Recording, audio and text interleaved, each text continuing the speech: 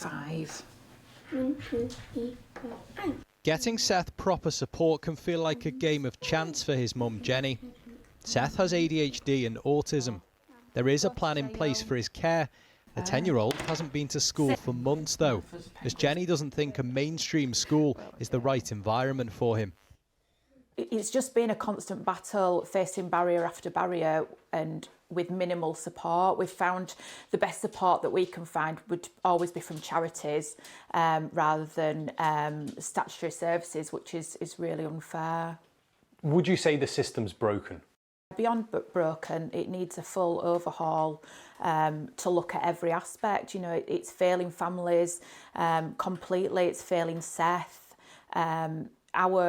Our home life is pretty much non-existent because I'm at the computer all the time trying to look at bits and pieces that I can try and evidence that Seth needs more support than he's getting. The local council in Wakefield says it's trying to work with Jenny and Seth to better understand his needs and how these can be supported. They live in one of the better performing areas for special educational needs provision. The wider system has been condemned in a report by Parliament's spending watchdog, calling it chaotic, unviable and an emergency that's been allowed to run and run.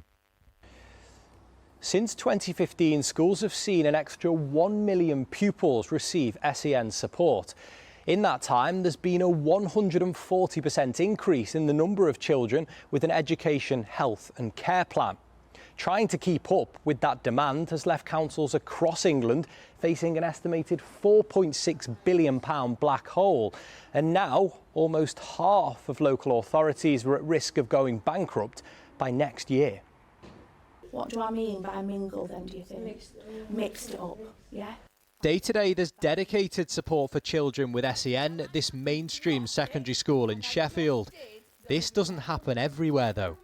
I've worked in a number of different local authorities and sadly it can be quite different in terms of the processes that we go through and it can often be a time issue in terms of getting the right support and needs for families, and that comes with a lot of stress and anxiety. Is SEN provision like a postcode lottery?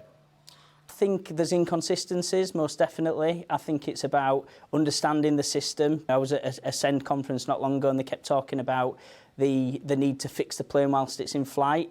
Last month, the government announced £740 million to create more specialist places in mainstream schools. The Education Secretary insists she understands the scale of the problem she's inherited.